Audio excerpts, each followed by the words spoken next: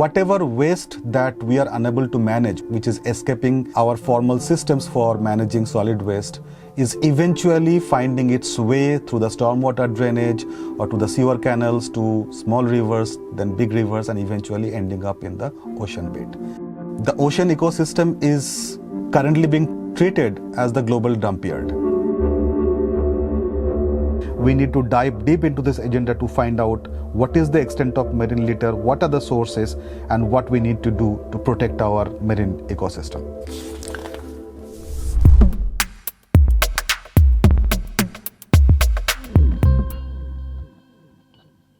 Hello everyone, my name is Atin Biswas and I lead the program that deals with municipal solid waste management and circular economy.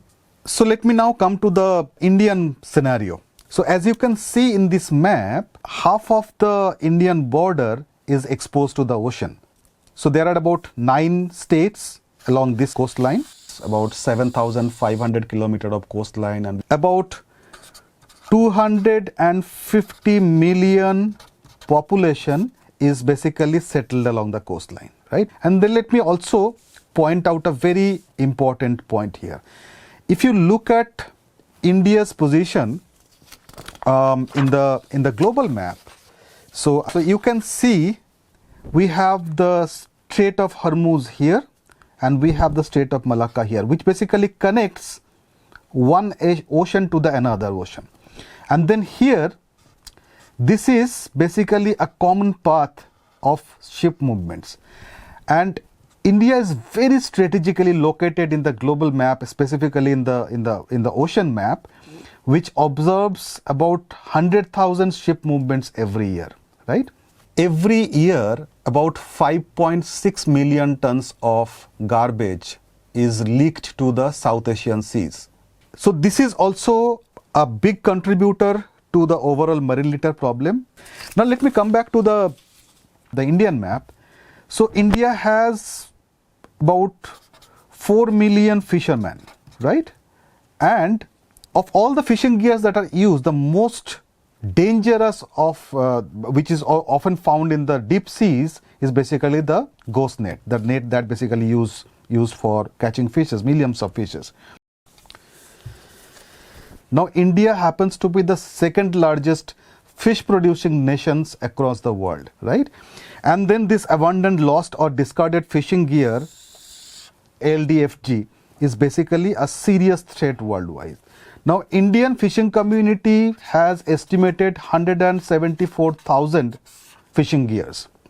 And out of this, in the year 2021, they recovered about 58,000 kg of ghost nets.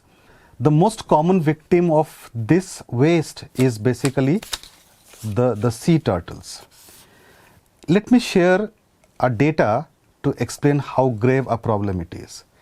So for every 1,000 eggs that is given by a female turtle, only 10 are being able to convert into adult turtles, right? So a lot of other marine animals basically survive by just eating the sea turtle. So that's basically why it's a very important indicator of the ocean health and the extent of litter. The reason why the survival rate of this sea turtles are very poor, because they are the largest victims of this abandoned, lost or discarded fishing gears in our oceans. For every kilometer of coastline, the extent of marine litter was 1 metric ton of waste to the ocean bed. And these numbers basically gives us all the reason to pay immediate attention to this emerging global threat. Otherwise, we may have some catastrophic consequences going forward.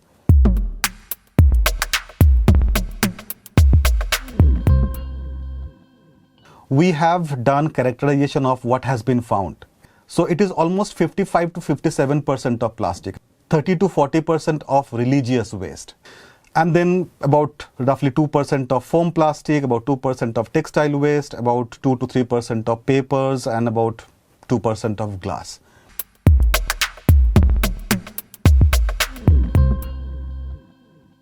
There could be many sources. First is the tourist activity and the beach litter. And then we have litter by the fishing community. Now this is a very serious agenda. Fishing communities use fishing gears, especially the nets or the ghost nets, and it is causing death of millions of marine animals. And then the municipal waste. It is definitely the largest of all marine litter sources. Now here I'd like to make a quick point that about 80% of marine litter is basically an offshoot of land-based mismanagement of solid waste. And then we have waste that basically travels to the land to sea pathway, and it is mostly the waste which are lighter, like plastics, right? And then there are natural calamities like flood. So when flood happens, everything that basically comes under the way of the moving water eventually ends up in the ocean. Then we have industrial effluent discharge. There are many industrial establishments on the banks of river, along the coastline, and in some cases it's very difficult to trace because you may not see the effluent is being discharged on the ground. Then discharge from stormwater drainage and untreated municipal sewage. Then we have shipbreaking yards. Then there are defense establishments along the coastline, and there are many automobile and industrial waste which is basically settled on the big river banks or the coastline, who are also contributing to the cause of marine litter.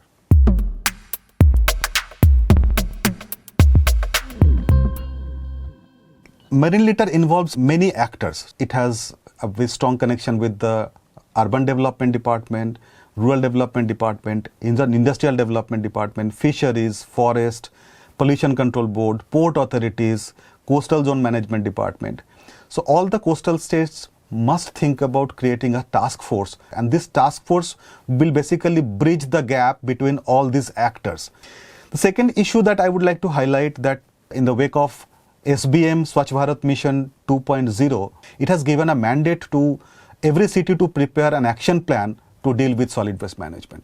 Now for the coastal settlements, that action plan should also have a sub-plan to deal with marine litter. The current bottlenecks are basically taking us to the absence of data. There is very little data to do proper planning, to understand what kind of infrastructure do we need, what kind of financing do we require. So it's very essential to do a hotspot mapping pan-India, and when this task force or this institutional mechanism are activated, so their first job should be to map the hotspot where the marine litter is happening to a very large extent. And then I would also focus on the fundamentals of solid waste management, which is segregation of waste at source and collection of waste from the doorstep. We need to engage with the fishing communities, because a communication strategy, it will have a long-term dividend. They will be aware, they will share more data, they will be more sensitive. If I talk about the policy ecosystem in brief, right now there is very little mention of marine litter in the Indian policy ecosystem that basically deals with solid waste management. So even in Swachh Bharat Mission guideline, it needs to come very strongly. If we don't address this problem of marine litter right now, we may really run out of time, and we may have to face some catastrophic consequences very soon. A new episode of Call for Action on the most pressing issues will be out every Friday. Press the bell icon for regular notifications. For further information on marine litter, please visit us at www.cseindia.org. And for more engaging content on science and the environment, subscribe to the Down to Earth YouTube channel.